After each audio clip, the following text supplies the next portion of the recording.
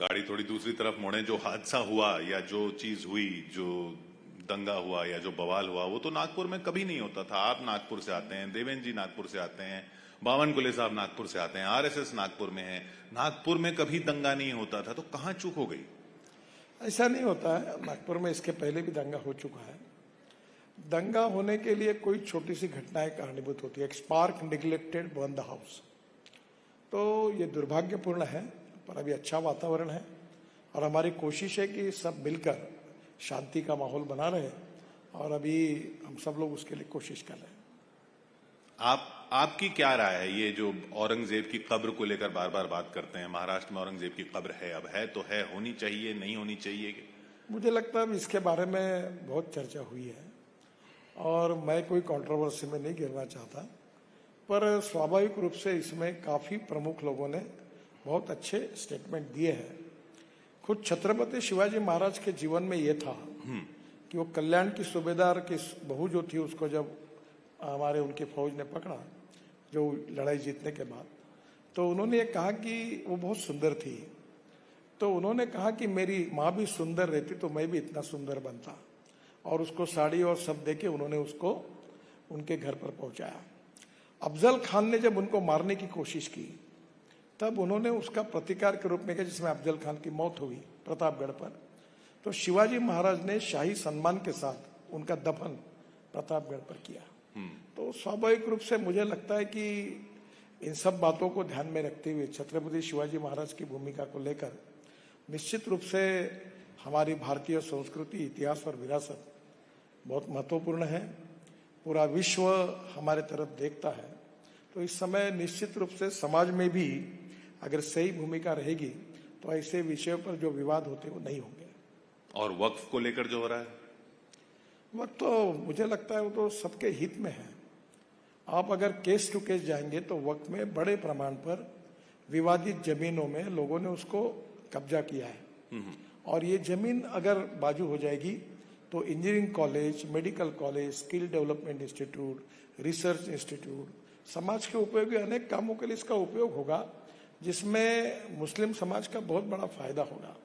और इसलिए ये जो वोट बैंक की राजनीति के कारण जो सामाजिक सुधार है एक प्रकार से, उसको विरोध करना ठीक नहीं है। अगर कोई डिटेल में वक्फ बोर्ड के पीछे जो बिल आया उसकी स्पिरिट को समझेगा तो इसका सोशियो इकोनॉमिक इम्पैक्ट सोसाइटी पर अगले 25-30 साल कितना फायदेमंद होगा, ये अगर लोगों के ध्यान में आएगा तो मुझे लगता है कि कोई इसका विरोध नहीं करेगा। ये वोट बैंक पॉलिटिक्स की आपने बात की, समुदायों को लेकर होती है, लेकिन भाषा को लेकर भी होने लग गई अब। और आप बिजनेस को समझते हैं, ये मुंबई के लिए खतरनाक नहीं है अगर इस तरह से अग्रेसिव कि भाई मराठी बोलो, बोल कर दिखाओ? देखिए, ये समाज में कोई माइक्रोस्कोपिक माइनॉरिटी होती है, कोई लोग होते हैं, ये कोई कुछ बातें करते हैं, आप उनका कॉग्निजेंस क्यों लेते हो? पर वो आपने कॉग्निजेंस लेने के बाद उसको और चर्चा मिलती है, लोगों के पास जाता है। मुझे लगता है जो समाज के हित में बातें हैं उसको प्रोपोगेट करना चाहिए, और जो समाज के लिए उपयोगी नहीं है उसको निग्लेक्ट करना चाहिए। एक फेज रहती है, थोड़े दिन चलता है और लोग उसको भूल जाते हैं, नजरअंदाज करते हैं। बिल्कुल, लोग कभी ऐसे मुद्दे टिके नहीं है। देखो, कोई भी व्यक्ति उसकी जात, पंथ, धर्म, भाषा और सेक्स से बड़ा नहीं होता, उसके गुणों से बड़ा होता है। और हमारे सामाजिक और राजनीतिक स्थिति में ये बात सिद्ध हुई है। धीरे धीरे हम प्रगतिशील, समृद्ध और संपन्न समाज की ओर जा रहे हैं। तो ये भी बात निश्चित रूप से होगी, और ये चित्र दिख भी रहा है। जो नई पीढ़ी आ रही है और शिक्षा का जो प्रसार हुआ है, उसमें लोग अब जात, पंथ, धर्म, भाषा और सेक्स से ऊपर उठकर सोशल और इकोनॉमिक इक्वेलिटी की सोच में आगे काम कर रहे हैं। तो ये जो प्रगतिशील समाज बन रहा है उसको हम ज्यादा सपोर्ट करें, मोमेंटम दें, ये ज्यादा अच्छा होगा। ये आपने ह्यूमन बिहेवियर के चेंज की बात की, और आप तो बहुत शांत और सौम्य दिखते हैं किसी भी कंट्रोवर्शियल मुद्दे पर भी।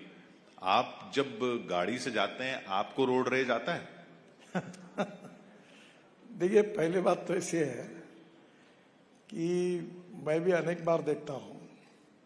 अब क्या है कि इन बातों की जाहिर चर्चा नहीं होती। मैं एक नागपुर में एक बड़ा तालाब मैंने अच्छा बनाया, उसका पूरा जो गंदगी थी साफ की, और एक दिन मैं जा रहा था, मेरे साथ 40-50 गाड़ी थी, एक व्यक्ति उसमें यूरिन कर रहा था।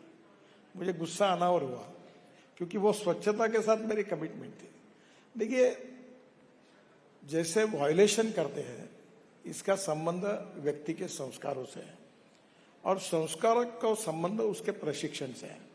अभी जैसे हमारे शंकर महादेवन जी के जो गीत तैयार किया रोड सेफ्टी पर, रोड सुरक्षा के ऊपर, तो वो इतना सुंदर है कि अभी 12 लैंग्वेजेस में कर रहे हैं।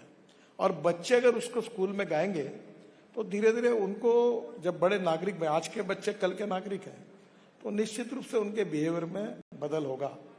और कोई भी सुसंस्कृत समाज में इसी प्रकार से समाज बदलते रहता है। और हम आर्थिक दृष्टि से जैसे विकसित हो रहे हैं, सामाजिक दृष्टि से जैसे प्रगतिशील हो रहे हैं, वैसे ह्यूमन बिहेवियर में भी हमारा समाज धीरे धीरे आदर्श की तरफ जा रहा है। एक आध दो लोग कुछ अगर करते तो उसको अपवाद मानना चाहिए, और धीरे धीरे जब लोगों को ध्यान में आया कि हमने गलत करने से लोग हमारे बारे में हमको बहिष्कृत करते हैं, तो धीरे धीरे सब लोग अच्छा ही करेंगे। अगर नितिन गडकरी जी को किसी ट्रैफिक चौराहे पर एक दिन का ये काम दिया जाए कि आपको चालान काटने, आपको फाइन करना है, तो सबसे बड़ा फाइन किस पे करेंगे आप? किसका चालान सबसे पहले काटेंगे? अभी कोई चालान फाटने की जरूरत नहीं, अब स्कैनर और कैमरे लग गए हैं। और आपको आश्चर्य होगा, मुंबई में मेरी गाड़ी है। हाँ। वरेड़ी बांद्रा सीलिंग प्रोजेक्ट बनाने का मुझे सौभाग्य मिला। 2 बार मुझे भी फाइन हुआ और फाइन की नोटिस मेरे पास आए। तो अब तो कोई बचा नहीं सकता, कैमरा कैच करता है। आपने भरा फाइन? हाँ। कितने का था? वो 500 रुपये। अब तो बहुत बढ़ा दिया आपने। देखिए, फाइन बढ़ाना ने कोई पैसा वसूल करना और रेवेन्यू मिलाना सरकार के लिए उद्देश्य नहीं है। फाइन इसलिए है कि हम कानून के प्रति सम्मान रखें। और मैं चाहता हूं, लोग जब बोलते हैं कि भाई फाइन बढ़ गया, अरे भाई आप वायलेशन मत करो ना, आपको फाइन भरने की आवश्यकता ही नहीं पड़ेगी। आपने एक बड़ी उपलब्धि अपनी मानी हमेशा, ई रिक्शा, कि अब आदमी आदमी को नहीं खींचता, अब साइकिल रिक्शा नहीं है, हाथ का रिक्शा नहीं है, अब ई रिक्शा है। वही ई रिक्शा अब एक बड़ी समस्या भी बनते जा रहे हैं, पार्लियामेंट तक में सवाल उठ रहे हैं, यूपी में बहुत एक्शन हो रहा है। वो क्या कहीं चूक हो गई या कहीं आउट ऑफ कंट्रोल चला गया मामला, या उसको ठीक करने की जरूरत है? देखिए, पहली बात तो ऐसे है कि ई रिक्शा ये गरीबों के लिए है, लास्ट माइल कनेक्टिविटी के लिए कोई ना कोई आवश्यक चीज है जो ट्रांसपोर्ट चाहिए। दूसरी बात, ई रिक्शा में 4 लोग बैठते हैं और उसका किराया बहुत रिजनेबली कम है। जब ये ई रिक्शा बना तब इसमें स्वाभाविक रूप से जो ऑटोमोबाइल कंपनियां थी वो भी कोर्ट तक गई, क्योंकि एक्सेल इस कंपनी का था, चक्का उसका था, तो इसके ऊपर बहुत विवाद हुआ। तब मैंने एक भूमिका ली कि ये रिक्शा गरीब के लिए है और 1 करोड़ लोग आदमी आदमी को खींचने का काम करते हैं, ये अमानवीय है। और इसलिए मैंने गांधी जी को याद करके, उन्होंने एक बात कही थी कि जब आपको कोई निर्णय करना पड़ेगा और अगर कानून तोड़ना पड़ता है तो वो अगर गरीब के हित में होगा तो तोड़ने में कोई गुनाह नहीं है।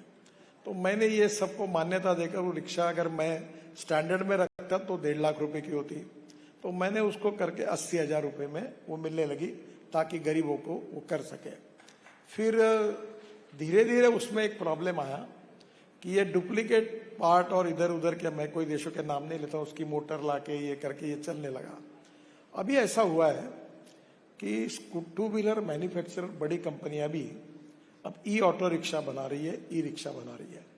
और उसमें अभी स्टैंडर्ड्स में भी हमने ये कहा है कि इसके बारे में अभी भारत एनकैप जो हमने किया है कि जिसमें हर कार का टेस्ट होती है, तो धीरे धीरे भारत एनकैप में हम ई रिक्शा के भी टेस्टिंग की बात अध्ययन कर रहे हैं ताकि अच्छे क्वालिटी की रिक्शा बने, 8 से 10 साल उसका लाइफ रहे और थोड़ा कीमत थोड़ी बहुत ज्यादा रहेगी तो अड़चन नहीं, पर वो क्वालिटी का प्रोडक्शन हो।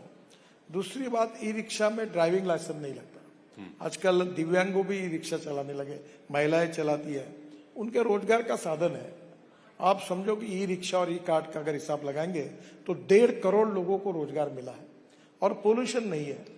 तो थोड़ा सा अभी कुछ संस्थाएं कर रही है कि ई रिक्शा चलाने वालों को भी थोड़ा ट्रेनिंग, मैनर्स, एटिकेट्स, ऐसा सोशल उपक्रम चल रहा है। अब उसको ड्राइविंग लाइसेंस और सब में लाएंगे तो उससे तकलीफें बढ़ेगी। तो एक तरफ गरीब को तकलीफ नहीं होनी चाहिए, ये भी भाव हमारे मन में है, और दूसरी ओर क्वालिटी का काम हो, वायलेशन भी नहीं हो, ये भी हमारा उद्देश्य है। दोनों के बीच में से वे आउट निकालेंगे।